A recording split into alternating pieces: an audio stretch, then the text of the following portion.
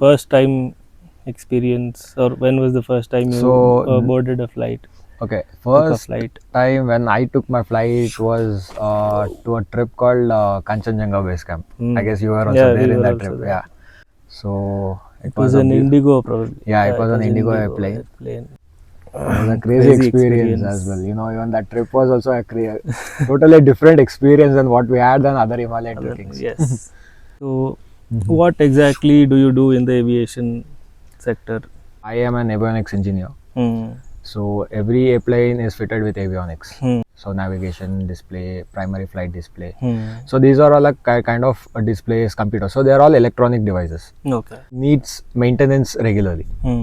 So that's my part where I check them. So I certify them. Okay. How often do airplanes get checked? So there are something called as A check, B check, like this. They have certain checks to do. So once that is all, meets the condition that airplane is fit to fly, then the airplane is ready to give service. it a green flag. Yeah. But how often? Like for my bike service, I get it serviced every 3,000 kilometers or something. You can say it like a hours based. Okay. Or eventually like monthly or yearly based. So that's how it is done periodically. Okay. So there are some. So just like how we calculate it in kilometers. Yeah, the same way we calculate in hours. But in aviation industry, we flying don't. hours. Yeah, exactly. So every component on the airplane is calculated by hours itself. Okay. So if it's an engine, it's called either we calculate it as an engine cycle or as an engine hours. Or else if it is an airframe, it is called as airframe hours. Like that we calculate all the things by hours. There are like checks. So first check is called as layover checks. Layover checks is like airplane fly for a whole day and it has a layover station. So it comes back there. There will be a certain checks. So does it come to the hangar or not to the hangar? It will be on the apron itself. Okay. So they do all the checks. It's like basic necessary checks. It's called as a pre-flight check as well. So once that done, early morning again, whenever the flight is ready to depart, it will depart on time. So after that, we get something called as A check, B check, C check. So there is certain hours limit for that. So once that hour limit is done, so airplane will automatically go. That maintenance check will be already there. So that will go fly back to the hangars, and complete airplane will be stripped. So they will do all the inspection, airframe, is there any crack in the fuselage or the wings, everything. Every minute test is done. Okay. So that's how aviation industry is very much safe. And apart from this, the pilot also checks. Yeah. He goes around the airplane. Yeah. So that we do that's also called as a pre-flight check. So how it does, that is before every. Yeah, every landing and every takeoff. That is a pilot mandatory check where they do a proper visual inspection. Like they just go around the airplane, they see if there is any leaks on because airplane is having a lot of hydraulic systems in it. So whether it's a landing gear or a brake system, whatever you are using, everything is controlled by hydraulics. Okay. So every time they land, they just see if there is a leak, whatever it is. So they just see it, because sometimes you don't even notice what happened. Even you may have a bird strike, a small bird may hit, but you never notice it. But that's the time when you go out and you see, that's the time you spot those things. So that is an interesting thing about the bird strike. Yeah. How often do birds strike? It's very rare, but before every takeoff and landing now in the airport, there will be a guy who is standing certain meters away from the runway, and before every takeoff he bursts a crackers. So that's just to scare the birds. But sometimes those things come from anywhere. We can't know. We cannot predict. So that happens, but it's very rare. In my experience also, I have not seen much bird strike till today. Okay. Have you ever witnessed an aircraft that has come into your hangar which was in very, very bad shape? What was your worst airplane that you've fixed so far? The worst airplane I fixed when I was in Goair. Okay. So those were all Pratt & Whitney engines. These Pratt & Whitney engines were having a lot of issue because of engine vibrations. In 3 months, I've changed 2 engines. Oh. And that was the same aeroplane. Yeah, for the same aeroplane. Okay. That was a hell. And our Goair fleet was totally full of Pratt & Whitney engines. In Airbus, we have 2 types of engine options. It's called as Neo aircraft. Either we get CFM LEAP engines or else Pratt & Whitney engines. Okay. So Goair chose all Pratt & Whitney engines because they were very fuel efficient and very lightweight, composite. Some of the components were all carbon fiber. So weight on the airplane will be reduced. So they used those engines, and engines were very very bad. Even now also Pratt & Whitney stopped selling those engines because of this issue. So that was the worst time we faced. And and the airline itself has to phase out because they had no engines coming in. So now those airplanes are going back. Almost like half of the fleet has been vanished. Okay. Pratt and Whitney fleet has been vanished. Now all Indigo is choosing all with this, LEAP engines. So LEAP engines are also good engines. They are also very similar as Pratt and Whitney, but they're reliable because you got CFM, service centers like the OEM is in Hyderabad. Okay. So whatever engines you need servicing or any support, you get it very quickly. So it was very cost efficient as well. But if it comes to Pratt and Whitney, it's a US based company. Okay. So that is like very tough to get the engines over there and bring them back here. Either you have to get it to Singapore. I guess Rolls-Royce is the best engine there is. Yeah, Rolls-Royce actually, those engines comes with a different airplanes. It's not like every airplane will have you can use these engines. For example, if we take a CFM engines, we are not going to use full power on those engines. Okay. It's totally less. We might use like 60%, 70%, that power. It is not like cruising. The video games where you put full throttle. Even if you put full throttle, there is something called as engine ratings. So those engine ratings will reduce the engine power. Okay. So we don't need that much of power because that is totally unusual because we are not flying a fighter jet, right? You need to go fast and all because it's all about passenger efficiency comfort. And comfort. So those Rolls-Royce engine are they are very reliable, but you see them on the wide body airplanes like this Boeing 787s and the newest Airbus 350s. So these airplanes will have this all Rolls-Royce and even some Airbus A380, the world's largest airplane, passenger carrying airplane. There are a lot of competitors like Rolls-Royce is there, General Aerospace is there. Like there are many engine companies. So which is your favorite aircraft? My favorite airplane is the Airbus A350. It's a beautiful airplane. I was expecting A380. Nah, it's a good airplane. It's a very big one because I'm not saying it's not good airplane. Yes, there are a lot of electronics in it, but if you compare an Airbus A380 and a 350, 350 is more advanced than A380 because 350 came very recent stages and the development on that airplane is so good. So that's the reason working on that airplane is totally different than what you're working on this smaller airplane like this Airbus A380. That's a totally different new piece of airplane. So that's my favorite airplane. I don't know when I get a chance to work on it, but yeah, finger crossed. Let's see. Right. All the best with that. Yeah, thank you. Yeah. So talking about Airbus, I mean, even I'm an Airbus guy. Okay. So my favorite aircraft is the A380. Okay. Does it land in Bangalore? Yeah, that too land in Bangalore. Okay, have you seen one in Bangalore? Yeah, many times. Oh, it's a big airplane. I have seen that airplane in Bangalore itself. I have not seen there. When it came for first time in the Bangalore, it was very huge. I was like, 380 is something else. What I imagined. Okay, it is larger than what you. It's a very big airplane. Okay. It's a very big airplane. It's a two-storied. Yeah, it's a double-decker airplane, right? So it carries a lot of passengers. And I'm sure it is larger than the Queen of the Skies. That Boeing, yeah, 747. Yeah, it's very bigger than the 747. But the Boeing 747 is very lengthwise. It is very big. Right. There are rumors about the A380 coming into production again. Is it true? It's very rare. Can we see? No. I don't think so. We see those wide body airplanes coming back because nowadays what is happening is like we don't need 4-engine airplane to cross this Atlantic Ocean, North Atlantic, nothing. Because but the number of passengers it can carry is also it's very high. But nowadays that's what there are busier routes where no matter how many airplanes you put to that route, there's always demand. So can't we use these to fulfill those demands? Because see, I'll tell you one thing. Even Avionics, whenever they're flying at the A380s, it's not always full. Okay, that's another thing. And to maintain an Airbus A380 is very much high cost. Plus, okay,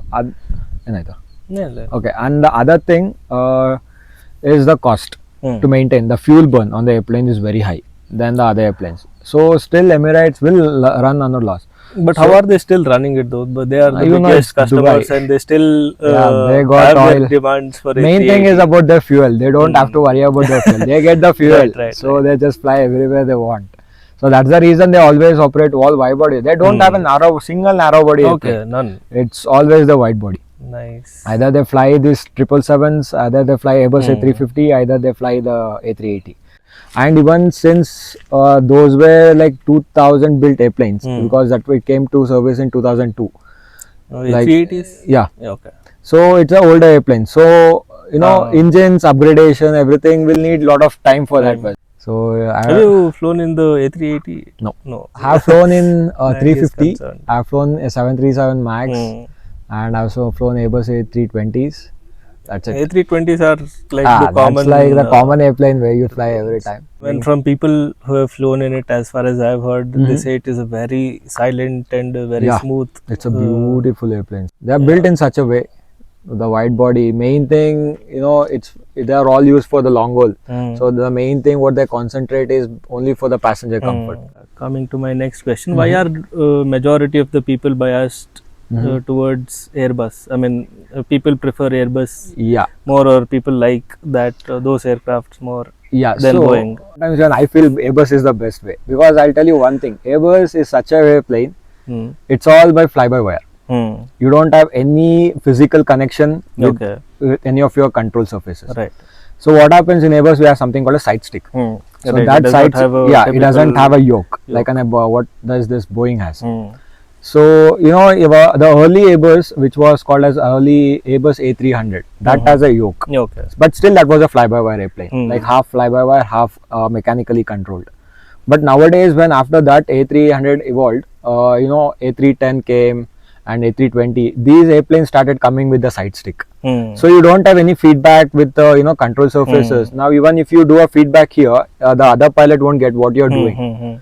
So it's like one person can fly a plane at one time. So it's something called as priority flying. So it does not average out the input. So it has some input. So now if you're giving the same input as what I'm giving, it takes that input. But if you're giving a deflection input, now if I want to go right, but you are doing it left, it says dual input. It gives you a warning. So that priority will shift to the captain. Right. Only the priority will be taken by the captain. So it won't take from the F4 side. Because so what is the difference between the fly-by-wire and the other one? So in Boeing, what happens now, if you want to control the aileron, rudder or the elevators, everything is connected with the cables and pulleys. So they are directly connected with the hydraulics plus the cables and pulleys. Right.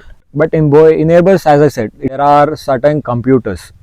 So for elevators, aileron, radar, rudder, so like the back of the airplane. So everything has its own computers.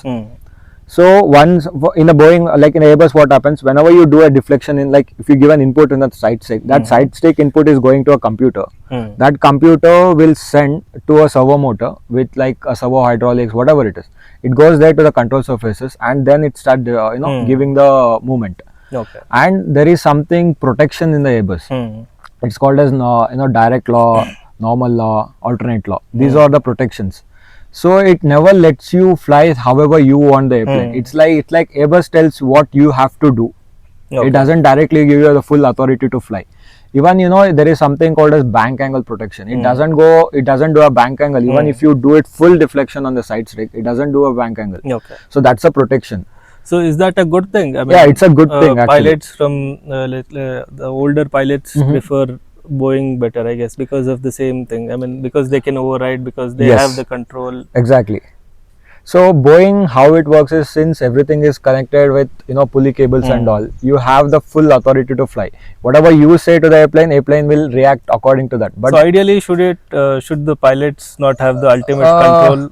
Well, in these days, what I'm saying is most of the pilots are getting used to automation.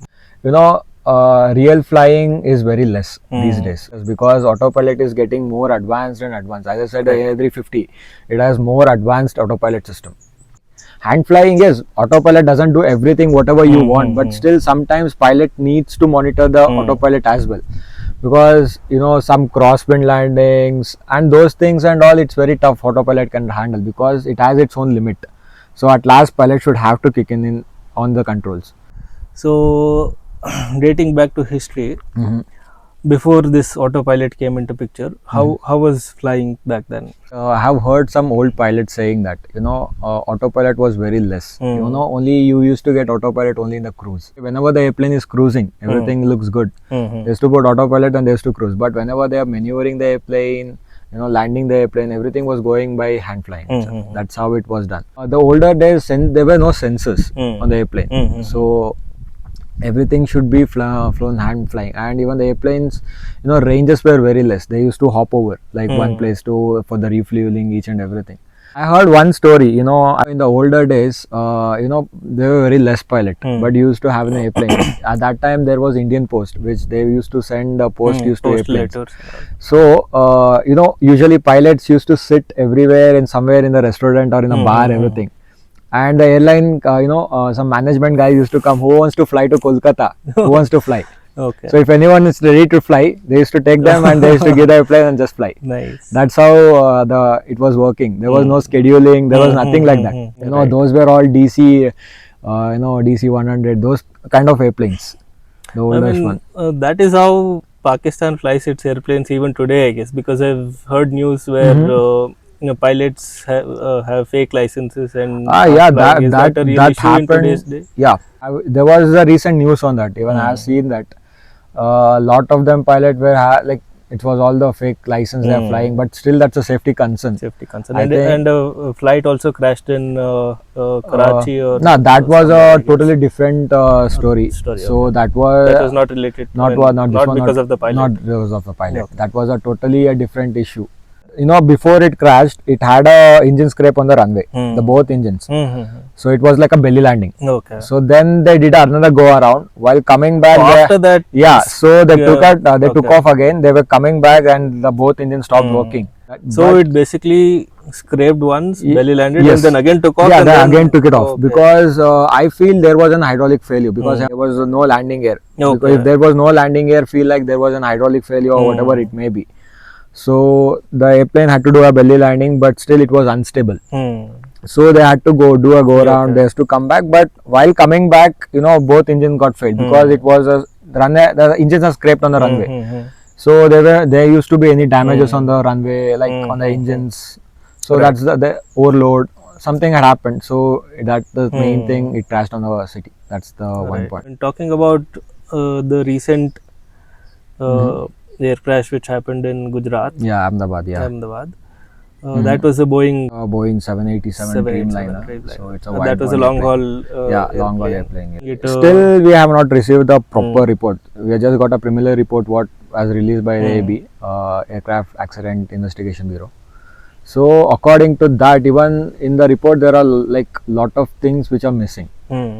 Like the conversation between the pilot or conversation between the ATC and the pilot. right. That was the 787 first airplane crashed.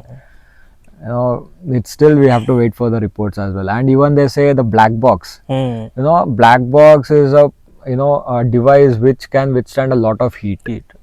And how can that? It is basically indestructible. Yeah, it's totally. And we don't know how that got destroyed in that. Okay, it did get destroyed. Yeah, they said it is destroyed. It is very hard to extract data, and they had to send that back to US. Okay. Even in India, we have that availability technology to retrieve that back, but still they had to send it to US. This all feel something there is fishy. Something is going on. And it's like a early blame to the pilot because now the pilots are dead. So it's not. Every time any crash happens, basically the first blame is to it's on the put pilot because pilots are not there, we right? saw that movie, the Sully movie. And Yes. You also had to go through the same. Exactly. Even if I am the pilot now, I always try to save the airplane. I don't want to crash one. I don't want to die, right? So everybody has their own family. Everybody wants to see everything because carrying that much of passengers behind you, it's a big responsibility on your shoulders. MH370, is there no hope to give it back, or has it gone into a Now there are vortex a or lot of something? controversies going on. Now how come there is not a single clue that's how regarding the flight? Not a single, even still today that airplane is not been located where it is. You have not got the there's none record of that airplane where it has completely been crashed. Because at some point the airplane has switched off its transponder, there is no ATC contact, radios off, it's complete darkness. And then with that, with some of the calculation, some expert says, okay, it might be under somewhere in this area.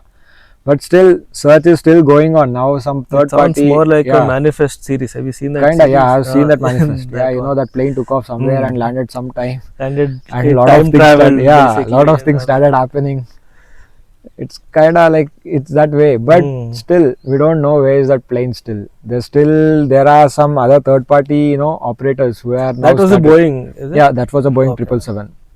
So Why does it always happen to Boeing? yeah, I don't know. Boeing is like a curse for every airliners. It has become a curse. Everybody say something about Boeing. One Right. thing you suddenly get in thinking, okay, the plane is not safe. Hmm. It's not like that. It's not built to be safe, but still, it is safe. I mean, I know the odds are very less, but what Yeah. if I am that odd? That is also true at a point. But Boeing is one of the oldest companies. They are very reliable. I mean, It's all about the main thing. What I say, it's all about the management and the people who are working there. It depends on them. and The fate. safety concerns, everything. They're not taking that seriously. Hmm. There's all the things. But Right. even other than that, airplanes are very safe. Say, They will to be safe, mean they'll be safe. But the Right. way we maintain it, the way we fly it, it all depends. How we are trained to be done, everything. And talking about Mhm. airplanes, I've heard rumors about the Russians. Yes. I mean, they're coming up with Yeah, newer they are coming aircrafts. because of this all these sanctions and all. Hmm. So before they used to have these Boeing airplanes, still Russia operates this Boeing 777, 737s. Even they have Airbus A320s, 350s. After this war with Ukraine, they got a lot of sanctions. So because of those sanctions and all, now they also need airplanes, right? So they are building their own proper because they have got Sukhoi, they got Triple V.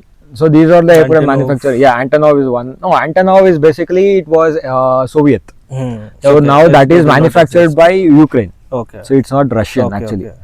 So it was a part of Soviet Union. So once that was all divided, so it came back to the Ukraine.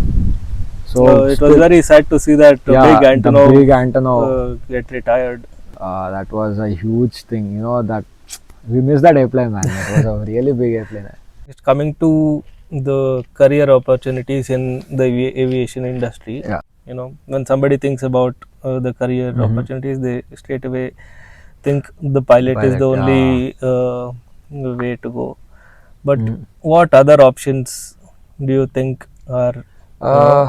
See, pilot is not the only career options in aviation industry. There are a lot of other opportunities as well. There are ground staffs, who are working in aviation industry. But still, there are like something called as technical, non-technical as well. There was a time when airlines used to train their own pilots. Yeah. And they used to give the training. They used to take care of all the costs that. Yeah, went that under is a training and all. cadet But program. Now as that of is what's today, it happening. is a different time, Yeah, and totally. there are pilots who have gotten their licenses, Correct. and then still they're unemployed, and it is difficult. Yeah, to, that is happening. Now what is happening is like the way if you go the conventional way, since it will be for your less cost because not everybody is having crores of money to Right. invest in cadet program. So if they go with this conventional way, what happens is like there is no job guarantee. Even they have license, but airline will not hire them because airlines has its own cadet program pilot. Oh, do they still have that? Yeah, there's Indigo is having, even Akasa just bought And it. they take care of the expenses. No, you just have to pay everything at At once. Yeah, once. So now Okay. Indigo is costing somewhere around like So 1 are they crore, running 30. schools, pilot schools like Yeah, that? so they are tied up with flying academies. academies, Like now, for Indigo, it's Chimes Aviation. So like that, Air India is bringing up their own academy. So does the cost get reduced if we go through the? No, No. it is very much high because you are getting a job guarantee. Okay, so it is That's higher one than. Yeah, so that's what, as I said, Indigo cadet program is costing around 1 crore. If you go with a conventional way, since Job is airlines, not yeah, guaranteed. because airline in cadet program they are also making money and they are getting pilots as well. Right, So right. they don't choose to get people from outside. You're right. So that is one happening. So most of the pilot will sit home. They don't have jobs and all. This is yeah, the initial phase of Yeah, becoming a pilot. But exactly. once they are experienced, it is easier for them to yes, switch. they can switch the airplanes. Now how it happens is like there will be some contract. So once you become a cadet with Indigo, so I think there is some a contract period where you have to work for this Work much for years in this. Indigo, then you can come out of the Switch. airline with this airline and they can go. It's like that. But Even after paying them more. yeah, exactly. Now demand for pilot is also increasing a lot, so that's the reason now all the airlines are coming up with this cadet program, because airline will also make money, Yes. and even the other flying academies will also make money because they are tying up with the airlines. Right. So pilots are usually getting input, so Right. they don't have to worry that they don't have pilots now. Hmm. That is the one main thing. You're right. So, what other career opportunities are we looking at? Yeah. Given I don't have a crore. Okay, so if you don't want to be a pilot, so you can be an engineer. So No, for I want to be a pilot, but I Okay. don't have the Okay. money to become a pilot. So It's okay. I'm happy around an airplane. yeah, but still you can fly Not some flying small it. airplanes, because there are general aviations where you can fly like a small airplanes like Cessnas. You can Correct. join flight schools. There you can teach like other pilots, like the students. You can be an instructor, Right. or you Apart can fly. from flying, apart from becoming a pilot, what other career opportunities? are we So looking that is at? all technical. So it's all about engineering. Engineering. So So, every- is there a separate engineering yeah, program? so for there is this? something called as AME, aircraft maintenance engineering. Okay. So as I said, even I was an AME, even I'm an aircraft maintenance engineer. So I do, I'm an avionics. So there are two streams. One is B2 in avionics and B1 in mechanical. Okay. So if you choose mechanical, you mostly work on the airframe, you mostly work on the engines. So other mechanical parts of the airplanes. But if you choose avionics, you only work on the electrical computers, the radios, whatever, everything on that. Right. So it's a total different stream, but at last you're still working on the airplane. You're still getting that feel of an Right. airplane, what you want to work. Right. Apart from the technical, I mean, given I don't have a technical background, Okay. or I have not done +2 science, then what other opportunities am I looking at? Before there was no option, because if you have to choose 11th and 12th, you have to be in a science background before you have to enter the aviation. But now it's not like that. Even now for pilots they have released it in this way. So even if you have done commerce, arts, anything, so Even you also can become a yeah, pilot. now they can also become a pilot, but they have to write something called as open university exams. Okay. So where there will be physics, maths, everything. It's like the Oh. basics. Maybe in few, I'm not sure for AME also they have done it, but I think in future they are going to do that as well. So once you're done with your exams and all, it's not like you have to pass in such a grade only. Minimum passing you grade just should be have to pass. 50%. That's it. Just Okay. 50% is the maximum grade. Great. So once you are done, and you have something called as this DGCA. So apply for DGCA, you get a computer number. That's like your roll number. Exam.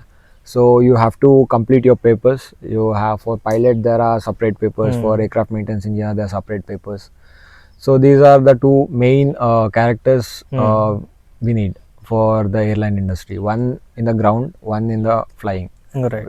So if you are done with the clearing the paper, you get your license. So basically, What if I'm somebody who does not like physics or anything at all? Like, what if I want to do a completely non-technical job? So non-complete technical part is like where there can be a ticketing staff or the flight managers, like the planning, like those all comes. A lot of aerospace they manufacture small components for the airplanes. So you can be a part of that as well if you don't want to really come on the field and work like that. So that is also another option. Either or else if you want to go something in invention or anything, you can go with aerospace engineering, aeronautical engineering. So that is another option where you test and learn more about things, where you research more things.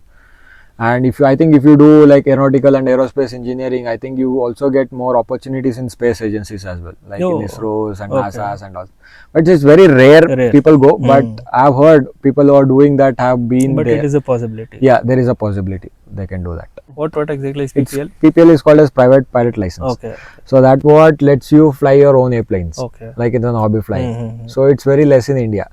If you are So is that comparatively cheaper? Yeah, it's very cheap. Okay. It's very cheap. How much? In India, you can get your PPL somewhere below 20 lakhs or 20 lakhs to 25 lakhs. You will get your PPL license, and to complete that is very less. You need somewhere around like 55 hours of flying experience and some night flying experience. Once you are done with that experience, you're free to go. You get to fly your own airplanes. I mean, I see you work day and night. Yeah. And how exactly does that work? So we have some like shift patterns. So I work like I got 4 days working and I get 4 days off.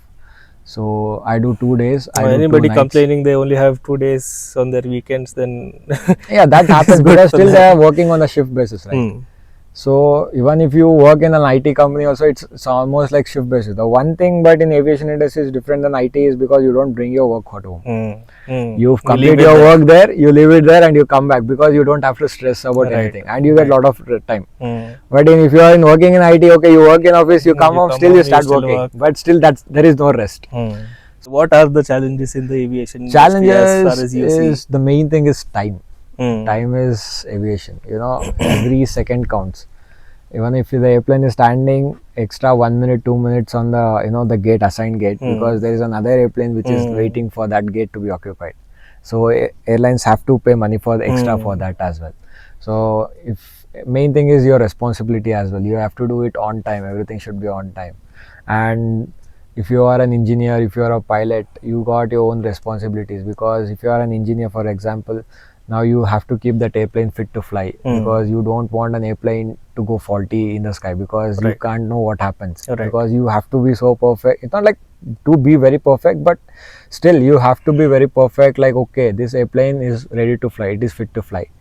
If it is a pilot, he should know, okay, this airplane is good to fly, all the parameters whatever he on his SOPs are there, it should always meet that conditions as well. And yeah, the main thing is the time. Everywhere it depends. Even if you're flying an airplane, if then airspace is occupied, if that time that airplane has to be there, if it is not there, that airplane time is not matching, so there will be another plane on the same level. Oh. So even the airspace, wherever you go, an airplane is running on time. Whenever the airplane is flying, it is having profit. Whenever the airplane is sitting on ground, it is on a loss. And I have an interesting question which probably crosses a lot of people's minds. What if, like, let's say it is cruising at 30,000 feet and then both engines give up? Okay. Then is there still a chance to there survive? There is a lot of chance to survive. Main thing, I mean, given there is no airport nearby, there is a chance. Main then thing both is, engines give up. you can still glide the airplane. Glide it where? Because glide it is like, you have seen these gliders, right? Gliders don't have engines, they just right. glide. Right. So all the airplanes are designed in such a way to glide. So even if they're flying Atlantic or any on the ocean, they can glide to a certain point. I mean, we have seen the proof that airplanes can land in water. Yeah, they can land. But when it comes to, let's say they're flying on the land, then you just have to look for an open field or anything. Nowadays, you see airports everywhere. Right. Everywhere. So at least if they get a small airport, at least they can try to land an airplane. That's the one thing. But if you're flying on the sea, can an airplane land without engines? Yeah, engines? it can. It can Safely. It can easily land. Okay. Main thing is about the pilot techniques. That's the reason pilots are trained regularly on the simulators. They should know how to handle those situations. They should know the procedures, how to fly.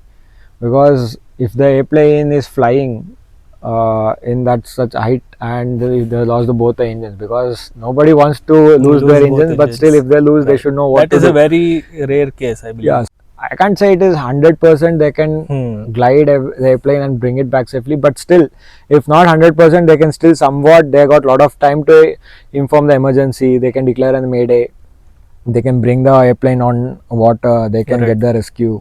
It is very much easy to do. And I'm not saying it's easy, but still somewhat tough, but okay, it's somewhat possible, they can do it. One can still survive. So I have this, what do you call it? A ritual where before I board a plane, I touch the. Yeah, even I do the same. I do that a lot. Whenever I go on the airplane, I do like that. Okay, God, thank God. Fly it safe. That happens. Most of them do it. I still remember my first time boarding a plane. I was like, okay, I might live or I might die. I don't know. No, it's not like that. It was my final few days of certainty. It's I can tell you, I can assure you, as a guy who I work in aviation, I can tell you, it's very much safe to fly, because everything is double verified. Right. And every system has a double system. Like if you're flying for like, okay, now for example, take an engine. Now you have two engine. Now if you one engine fail, still that one engine can bring you back on ground. Even if you have an engine failure, that airplane can still fly. For that's why there's something called as EDTO. Right. So airplane has some time or some minutes that it can fly on a single engine safely. So it's like that. It can be done. There is nothing that cannot be done. For example, you think why airplane lose one of its hydraulics or it's leaking. You still got another hydraulic which can still give you pressure for other systems as well. You have very limited, but still you can bring the airplane down. Everything is very safe in air aviation. Yep. There is this other question running in my mind. Why are two pilots necessary to fly a plane? Can't at this point is one pilot not enough? For example, see now me and you are a pilot. Now I'm a single pilot of flying, and I'm out. I'm incapacitated. Now what do you do? You got passengers backside, right? Now what is gonna do? Yeah. So it's not that, it's just a funny part, but still, you know, there are a lot of things you have to fly. See, now to take off and land, only one pilot does yeah, it one once, pilot right? does. That's how it's done. See, it's like a pilot flying and a pilot monitoring, because one pilot cannot handle everything, because you have to handle the air traffic control, because you are doing the continuous radio calls, you have to monitor the systems. You know, everything cannot be done, because there are like so many switches on the airplane. When you see the cockpit, you see how many switches are there. Right. You know, you can't take stress One cannot every do time. all the job. So now, for example, now you are the pilot flying. You just fly the airplane. My job is just to monitor the instrument and do the radio things. So that's how it's done. Now you are a pilot. You ask me, okay, give me the landing gears down. Put the landing gears down. I do it. You just fly the airplane. That's it. Right. It's like that. So it's like divided job in the cockpit. You do this, I do this. I do this, you do this. It's like that. There is another jump seat for a third person also to be there. It's like an observer. Anyone can sit in that. Even it depends on the airlines. If they want to put a observer or a pilot, they can put it, because now, for example, if they are doing a command upgrade or whatever it is, like a pilot, the first officer is getting a captain promotion or what, you know, somebody will be sitting back like an examiner. He sits and watches like how is that pilot flying. Right. So that's how it's done. But it's just like a jump seat. That's it. But it's not that comfortable, I say. It's very, for a short flight, okay, you can just hop on that seat, but for a long, you know, you just have to sit straight like this always. Even after charging us so much, the airlines still are running on huge loss, and you know they can barely make profit and all. Why is that? What is the challenge? Why is it so challenging, especially in a country like this where there is so much demand? The number of people flying are increasing day by day. So what is the problem? You see, it's all about the low cost. So now you see Indigo is a low cost carrier. Right. So they are giving a cost where it is not meeting the full cost or the like basic things, but it's in the middle way. So most of the people always choose Indigo. So if you come to Air India is a full size carrier. So they give meals, each and everything. But Indigo, it's not the way. It's not that. They say a lot of weight. Main thing, you don't have a boiler inside an airplane. That's the reason you get all cold food every time. There is no heaters and nothing. So they are reducing the weights on the airplane. That's the reason they are running on profit. So the more the airplane is having the more weight, the more fuel burn is going to happen. And there is something called as single engine taxiing. So single engine taxiing is like, as soon as you land the airplane, once you come out of the runway, you switch off one engine and you taxi on one engine. So that's where you are saving some more fuel. Right. So they are doing all these cost cuttings. And I also see that it is very expensive. The airports are expensive to operate and all that. That is why is it so? Shouldn't the government be it's not like, main thing is the infrastructure. Is it because of privatization? Or most of the airports are India is private. Like if you go to Delhi, it's GMR. If you go to Mumbai, it's Adani. If you come to Bangalore, it's BIA. It's all private sector, but still all the infrastructure, they are giving those much facilities and all. Of course, the price are gonna be very much high as well. The main thing. And for using the runway also, you have to pay the money. You have to use the taxiway. You have to do the parking stands. You have to still pay the money. Everything comes with a cost. In Karnataka, let's say I have to travel from point A to point B. Like let's say I have to travel from Bangalore to Mangalore. Okay. Right. So that is still not possible because for me, from traveling to Tumkur to Bangalore takes 2 hours, and then I'll have to be there 2 hours early. Yeah. And the flight, let's say, is another how many hours is it? 1 hour. Within 1 hour you'll reach Within 1 hour Bangalore. you'll reach. So 2, 4, 5, and then again coming out of the airport is another hour. Exactly. In that time, I can easily You can still travel. Of course, travel you by can road. go. Why I am asking this is the number of airports are increasing. Yeah. And is there any future for short distance travel in aviation in India? Is my question. For example, now if you're going via road, now for example, I mean, obviously, going by air is a lot comfortable. I agree with all that, but the experience, the airport, be it the airport experience or main thing is that like that. all that. See, for example, some others are flying for the first time. It's a short sector, so they can go because they know their own state. So that is one experience because nobody has flown for the first time, right? So he knows how the airport is, he knows how the airplane flies. It's like an experience for them as well. So that's the main point. Most of them choose for the short sectors. It's very easy to commute as well, but still cost will be little high. But still okay for an experience wise, it's good. How many years would it take for me to treat air travel just like any other travel, like bus, or to normalize air travel to that extent? How many years would it probably So take? if I want to take a guess, somewhere around 2035 or 2040, I guess Right. it is gonna be more convenient because now the development is going more and more. So by that time, I think it will be almost similar like a traveling in a bus or an airplane. It's always the way similar, like now you see in the US. Right. But it needs more time to all develop. It's already getting developed, but it will take little more time. And when it comes to language, the medium of communication is mainly English in airports. Yeah. And shouldn't that be, I mean, obviously when it comes to your way of, basically the functioning of the airport, then that is okay. English is fine. But when it comes to interacting with the passengers and all that, people feel out of place at times. Correct. So now that is all getting reduced. Actually, I got your point. That is all getting reduced. What I've seen recently, because now if you are speaking Kannada, there are few people who can still communicate in Kannada, as well as if you are in flying as well. Shouldn't that be the general way, or no? Now that they are making it generalized actually. So even I've seen most of the flight which is operating from Karnataka to some other state.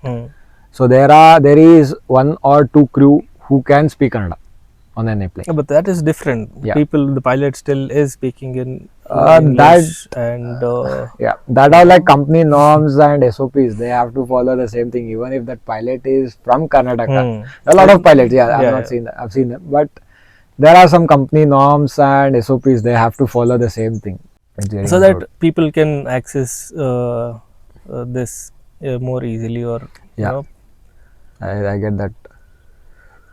But in upcoming days, that thing is gonna get issue resolved. Right.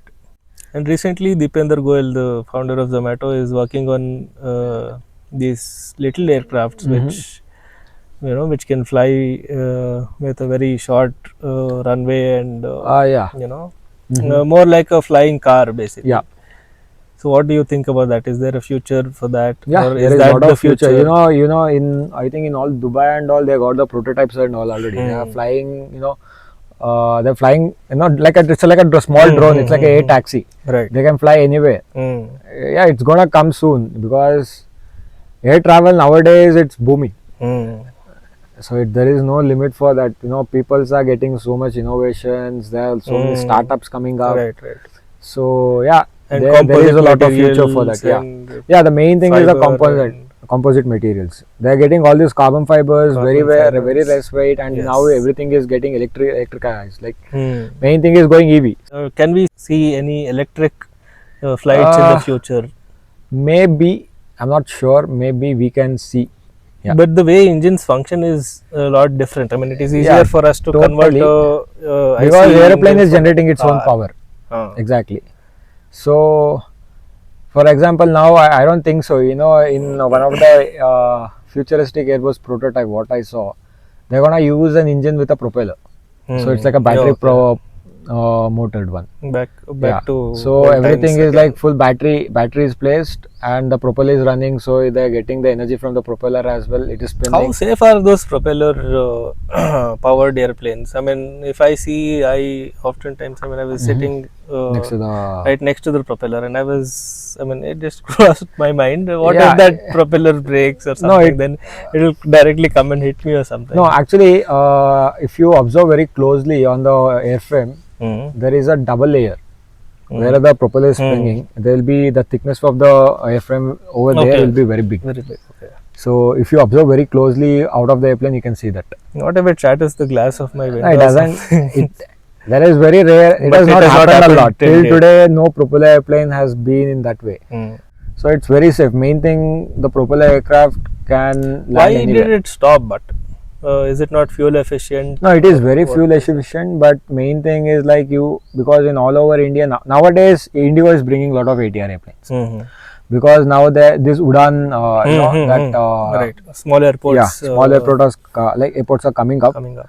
so they're bringing all these small airplanes because they're all short field service, so they can come land take off very In a easily. very short Yeah, runway. so it can be people can travel every time, so it is like, as you say, it is going to more become like a bus now. Do you know anything about the recent airplane that our prime minister has gotten? It is a Boeing, yeah, apparently. it's a totally modified a Boeing 777. 777. It's a modified one. Why did he not choose Airbus over Boeing? Is there any reason specifically for that? It's nothing like that. They choose it, but since 777 is known always for its long haul airplanes, Okay. because it's very reliable. They got very good fuel efficiency on that. What is the Airbus equivalent to that airplane? Airbus equivalent is either an A350, because if you see a lot of European countries, they always use Airbus because Europe manufacture Airbus, right? Airbus, yes. So they see always an Airbus A350 or an Airbus A330. So only the compatible airplane with the 777 or a 787 is a Airbus A350 or an Airbus A330 for that way. But most of them choose Airbus A350. It's one of the beautiful airplane. I heard APJ Abdul Kalam used to fly fighter jets. Yeah, he was trained to fly. Mm. I heard that as well. Because when he became the president, Perks of being the president. yeah, he was also trained to fly. I think in one what of does his the man not fly? He flies Yeah. rockets, he flies fighter jets, he flies anything He and just, everything he sees. Exactly. I heard in one of An his interesting interviews. life. Yes. In his interview, I think he told right. He told that Air Marshal, I want to fly those fighter airplanes, and he was specially trained to fly those planes. Yeah, that was a crazy interview. I would also do the same, given Yeah. I become the president someday.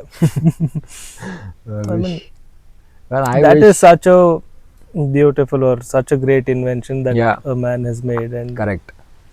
No, that's what. Not everybody can experience going in Yeah. supersonic speeds. And when it comes to turbulence, it. can turbulence bring down an aircraft at any point? No, it cannot, because turbulent is a bad air. So whenever the airplane is flying, so you have on the aerofoil. So aerofoil is called as your wings. So if there is a bad air, turbulent air going on, so you feel the airplane going up, down, left, right, like however it wants. It's behaving in a totally different way. I've heard some pilots say the altitude dropped suddenly. Yeah, it drops because of that And air. It usually drops a lot because that's how the turbulence is. It's like, if an airplane is flying and you follow that airplane, there is something called as wake turbulence. There is something called as a clear air turbulence. You don't see the air, you can see everything seems to be good, but as soon as you enter that point, you see turbulence there. So there are like so many things like that. But what exactly is turbulence? I mean, is it the pattern of air flowing? Yeah, it's in a certain pattern of air. way, So or- on the wing there is something called as airflow, right? So that airflow, when it gets disturbed, so that's the reason when you get all this turbulence. Because why you get turbulence, it's like a sudden change of wind. So And it only, basically mainly happens when landing or yeah, it taking off. usually happens on landing or if you're following another airplane. So Okay. these are all the conditions where usually it happens. Oh, so I've heard A380 is a very Yeah, turbulent. it has a very big causing yes, a lot. There was airplane. once incident where one of the, I think it was a Gulfstream or a small airplane, like a private airplane, which was following an A380. A380 just passed almost like 4 or 5 minutes back, but still that airplane was on the same track and they faced an heavy wake turbulence that dropped from somewhere like 35,000 feet to almost like 25,000 feet, almost 10 to 15,000 feet. Caused by Airbus A380. Yeah, because of that wake turbulence. Once that's the reason, whenever you see in the airport as well, whenever there is a big airplane is flying, small airplane wait for some time because those airplane cannot handle that much of turbulence. Right. That's the main thing. What happens to an aircraft when it goes through very, very bad weather? Let's say it has gone through the worst of the weathers and usually- I've seen bumps on the nose of the airplane. Usually they do try to avoid the bad weather. Actually, we have something in the nose. We have a radar. No, what if it deliberately goes into Deliberately, bad weather? you go. There will be some damages to the fuselage It because will be mainly because of the air pressure, not because not of some, because of the air pressure. Because you see the hails will be there. A lot of hails. In recently when an airplane was flying from, I think, from Delhi to Jammu Kashmir, the nose cone was totally damaged because of the hail. So that's the main thing. And even the nose is very, it's like a very light component. That is not a rigid one because you have the weather radar. It have to scan, so the radiations will be, the way radio will be going on. So that's the reason it's built in such a way like it can tolerate any other things. So if it is damaged, it's a damaged one. Right. So yeah, but airplanes are already tested in the wind tunnels, so they know aircraft can still perform very good in that condition, but there might be a little minute damages to the airplane fuselage or any broken windshields or anything. Right. But still they are replaceable on the line, so they will be repaired and they'll be back in service. Okay, boss. Thank you for coming on our show. Our first episode was just grazing over all the topics in general, but in the upcoming days we'll we can hopefully cover more in detail regarding career opportunities or be it more technical regarding the aircraft or flying. We can do it very nicely. Because there is lot of topics to cover in aviation. It's not a small topic, because if you take from one point, there is like a never ending thing. It's like a sea or ocean. You just go on in deep, you keep on going in that. True. This is a very interesting subject, as to say. Yeah, well, that's what, right? A very fascinating one. It is it is one of the greatest inventions of mankind. Yeah, that's what. Not just imagine house. Not even a house. I mean, how big is an aircraft in dimensions? Yeah, it's a very. It's almost big equal one. to. I mean, it's larger than a bus Yeah, at least. Almost. At the least. So I think if you wanna you can put 2 Volvo buses for one, almost like an ATR airplane. ATR is a smaller one. ATR is the smallest one. So in that commercial airplane, if you put 2 Volvo buses, that's almost a similar size. Which still that carries almost. So just like to imagine that flying at 40,000, 30,000 feet is something beyond imagination even today. It's totally a magic when. And that too powered by 2 fans. Correct. It's not a fan, but it's what do you call? Jet engine. Jet engines. Yeah, okay, pretty much as a fan. No other words. We'll get into detail, but in the next episode. Yeah.